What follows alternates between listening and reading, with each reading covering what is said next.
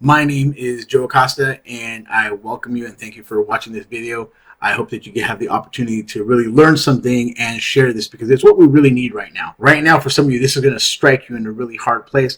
If you're not a non-believer, it would help you too, but it's not going to matter because all the weight and the pressure, if there's any pressure, falls on the believer. The believer is the one supposed to be carrying a verification that what they say is true, so that a non-believer can then take that on and want to become part of that and learn something about themselves, which helps us learn something about God. I'm a non-religious licensed minister, and the reason I say that is because I do not go by the regular religious beliefs that we teach in church. A lot of religious beliefs have a lot to do with an understanding that comes from inside of a box. Now, let's get to one of these ideas. When we talk about the works that Christ did, those that believe on me and the works that I do will do those works also. And greater works than these will they do, because I go unto my Father. Now, the Lord said that. He told the disciples not to do anything until they receive power from on high. We don't want to add that in as a verification for where we're at and who we know. We don't. So what we do is we start diving into different interpretations of Scripture so that we can come away with the one that basically puts us off the hook. You're created in the image and the likeness of God. Why? Do we really believe that God created us in his image and in his likeness for no purpose? You're God's highest form of creation. I mean, you cannot be in the image and likeness of God and not be there. So what we do is we want to separate the works from the word. And you cannot separate the word of truth from its manifestation into the physical. You cannot. When we are trying to separate the word from the works, because we don't know how to get the validation ourselves and what we've come up with amongst ourselves and within ourselves, and we heard God saying doesn't show up, when we try to separate those two, we are basically trying to turn it into the same fig tree that didn't have any figs that Jesus Christ cursed. Now, it's funny to say that because we use the next thing to void those works. And the next part that we use is, well, he said, Lord, Lord, in your name we healed the sick, and in your name we cast out demons. Watch what they are saying. Lord, Lord, in your name we healed the sick. No, he already did that. By his stripes you were healed. He did that. Don't take credit for it. We cast out demons. No. Truth moving in cast out demons. We didn't do it. So you have to understand where that's coming from. That's coming from a place of putting a badge on me. Because the badges has been so far that when something does happen, I'm going to put a badge on me. I'm going to take some credit for that. I know God did it, but I want a badge on me. That's the problem. That's the problem that Christ is talking about. Get away from me, you worker of iniquity. I never knew you. You don't even know the proper function. You don't hit 100%. You have a lot of errors inside of you that you do not want to work out. People are always manifesting what they don't want. You watch people getting in problems, and so we blame the devil. What does the word say? Guard thy heart with all diligence, for out of it are the issues of life. Well, the issues of life come from you. Yeah, but the issues of life come from you. Out of that heart come the issues of life. Yeah, but this disease and the devil, the enemy is a liar. Oh, yes, but the issues of life are coming out of your own heart. That's hard to swallow. That is hard for swallow that somebody has accolades and degrees on Bible text, theology, and that's hard to swallow. It's also hard to swallow that we can't do the things that Christ said. You'll know them by their fruit. What do we think he was talking about? A fruit is something that I could visibly see. Let's get into this a little bit. We try to break down the works into something physically that he did that fits within our mind frame. And people's minds, they don't realize how imprisoned their mind is. Let me ask you, for most of you watching this, what's the most money you've ever made? Now, I want you to multiply that times 4. And I want you to see that number in your head. Don't just listen to what I'm saying. Follow this exercise. Look at that number. Can you see yourself making that amount? The reality is that it's no. You can't see yourself making that amount because you would be making it already. No one that knows how to make $50 an hour is making $15 an hour. And that's the truth. Some people would like to. Most people on the inside don't really feel that. If I ask you, would you agree with me that you're worth that much? If it's $400,000 a year, would you agree with me that you're worth that much?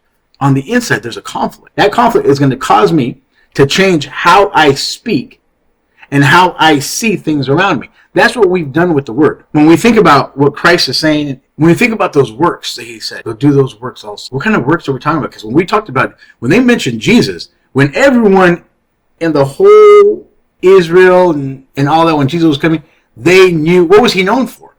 Works. What was he known for? Miracles, right? That's what he's known for.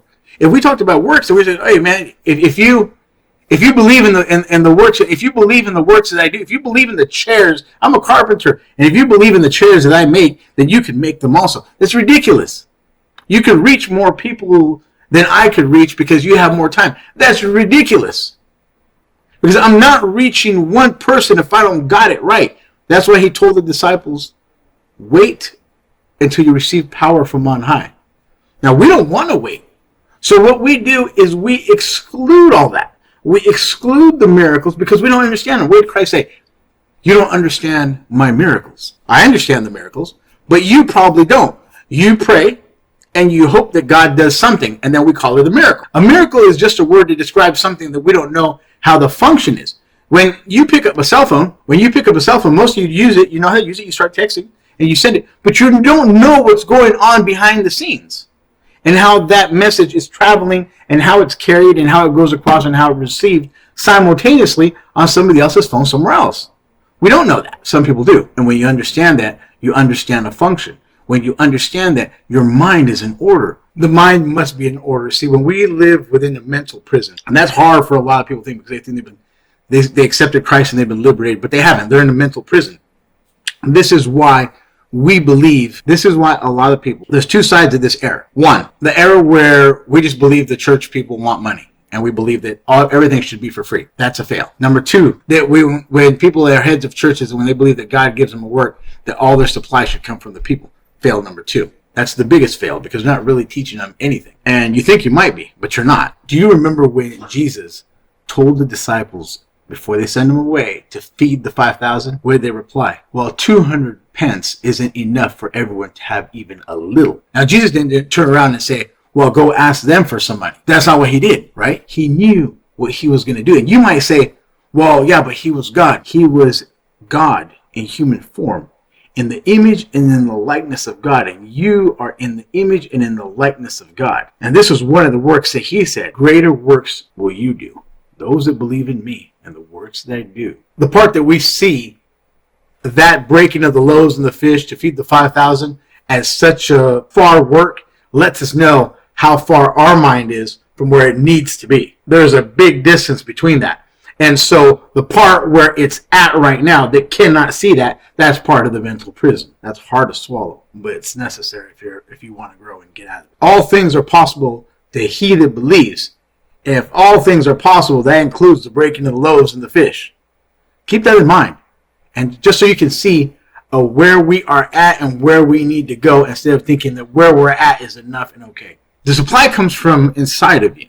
Where's the kingdom? Inside of you. But you're not connected to it. You're connected into a mental prison that does not allow you to expand beyond that. You have to be able to expand. What did the Lord say? He said to not pour new wine into an old bottle, to pour new wine into a new bottle. Now, we don't understand that correctly. I'll tell you. We will get that and we'll look at the old bottle and we'll talk about how you make an old bottle into a new bottle. You stretch it and they soak it and they beat it and they put it out in the sun and they do all these things. That's not what the Lord's talking about. When you understand the way your mind works, that's not the way to do it. You're going to take what you've heard that does not produce a result, the way you understand those things that do not produce a result, and you're going to look at it through a different lens, for one. But in order to look at it through a different lens, you're going to have to create a new you. That's hard to understand. And you're going to create a new vision of yourself, and you're going to put that new information into that vision of yourself. And that's a self that is not small, that is not a sinner, that is not weak, that is in the image and in the likeness of God with purpose. Think about this for a second. When God made Adam, Adam was in the image and the likeness of God. And then God called the animals to see what Adam would call them. What? He's letting Adam see what Adam's going to do with what is in front of him. God is sometimes waiting for you to see what you're going to do with what's in front of you. Adam didn't sit there and say, well, God, should I call this one a tiger? Should I call it a tiger? No, he called it a tiger. That's what it became. And we don't really understand that the person becomes their purpose. The same way that we don't understand the way spirit energy moves through us. When you have a great work and you're wanting and you have that desire to do that work, you are filled. You automatically, when God gives you something like that and he puts it on your mind, you have a desire in your heart, and it's a big work and it's outside of the mental prison that you've never been there. When you got that, the fulfillment, everything you need to fulfill that task has already been given to you. It's in here. But you're going to have to start doing a little bit of work. And as you start doing that work, it starts to come. You don't have to get it. You don't have to get it. You see different people in church and they make different levels of money, and we think, well, they're poor, they're okay, they're making a lot of money. No, we earn money. We don't make money, we earn money. And we earn money by providing service. And you can provide service outside. You don't have to be smart to provide service and earn more money. I've worked in the industry. I worked in an industry where people that were not as smart as doctors and the rest. I saw doctors making a couple $100,000 a year, and I watched other people. They were not the sharpest knife in the drawer, and they were making well over $500,000 a year. Not that smart intellectually. Why? Because they know how to serve. They know what to do. They know what people need. It's a simple law of earning money. The amount of money you earn is in direct proportion to, 1, the need for what you do, 2, your ability to fulfill the need, and 3, the difficulty there is in replacing you. And all you really have to do is be really good at what you do, and it's very difficult to replace you. And you be good. You're good at fulfilling the need. Now, let's get back to the point of this video. We separate, in church, we separate the works from the word as we understand it. What we do is we sit at the kitchen table and we agree and disagree with one another. And the things we agree, we call that right. And then we think that God agrees with us on that, and we move in that direction. There's no works. It doesn't work. 1 plus 1 equals 2. And 1 plus 1 equals 2 all the time. It's a mathematical certainty. Well, if you're adding your 1 and another 1, you should get 2. But it doesn't work that way.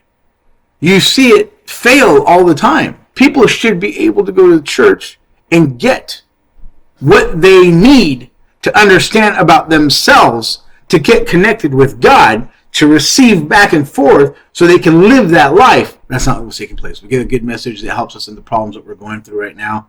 It makes us feel good. It kind of gives us a little light to get out of a hole as we fall into another hole. And I'm not going to say we, because that's not me. I don't do that. When you understand some of these things, you do not do that. And I can give you all this information, but the information will not work until it gets in there. And it only gets in there when you remove what's already in there. New wine into new bottles. Put that one aside.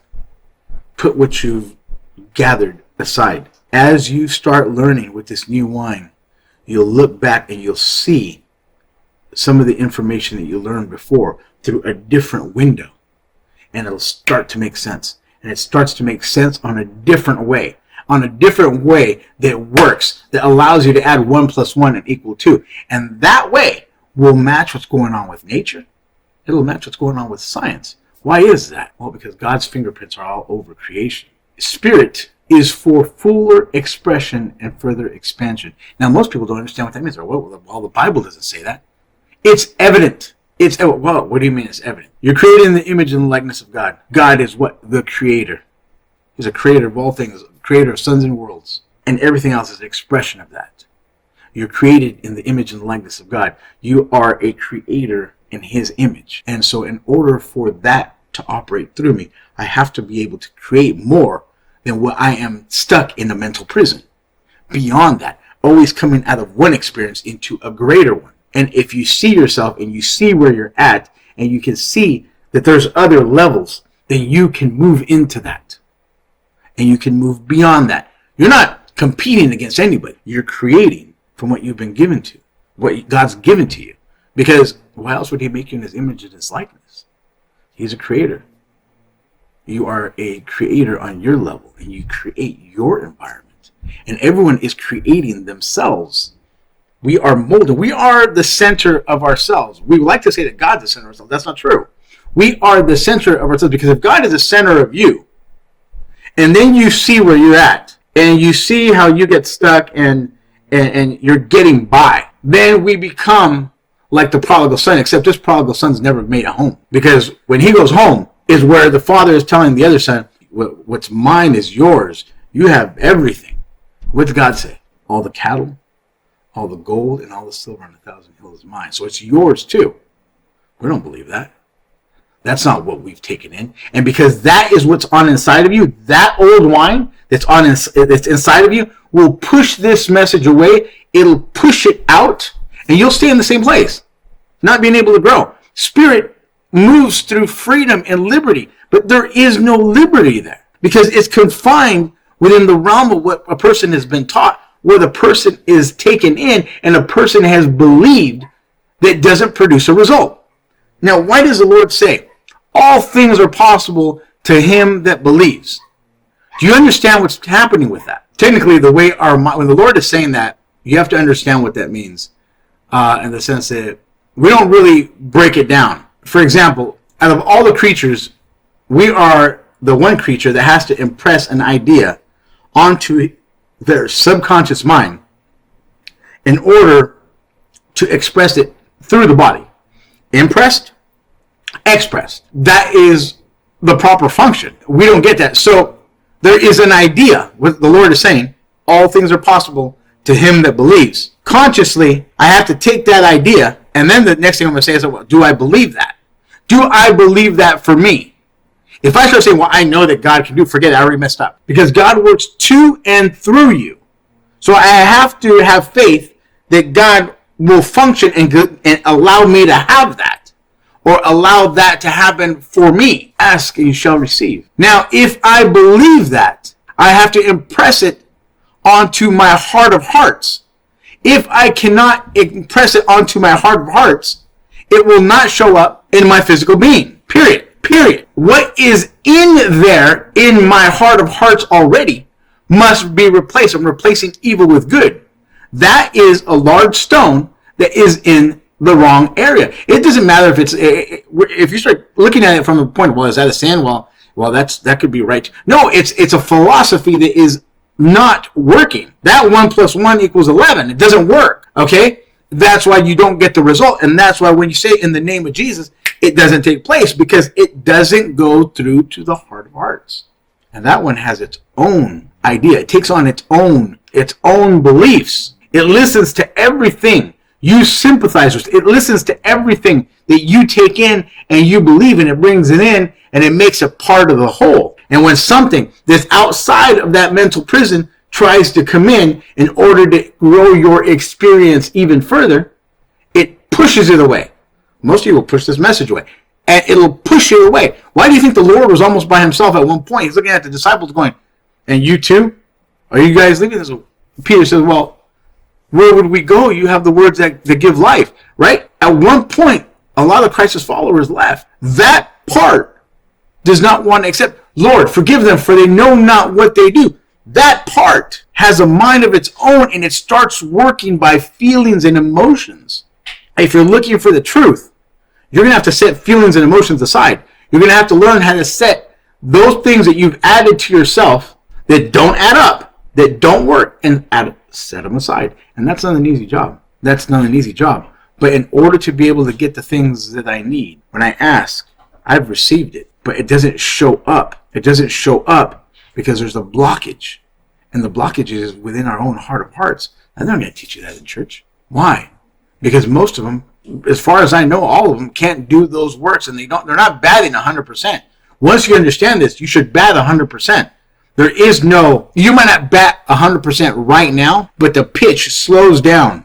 And in a month or 2 months or in 6 weeks or 8 weeks, when that ball arrives, you'll hit it. And that's the way it works. But you have to stay on it. There's a lot to learn, and I can give you an entirety of information. It would take months to really explain. But if you cannot get it on the inside of you, the new wine on the inside of you, you will not be that new creation. There was a man by the name of Buckmaster Fuller. He said that we do not work with the existing model. We create a new model that makes the old model obsolete. And that's what the Apostle Paul said. I had to lay down this for this.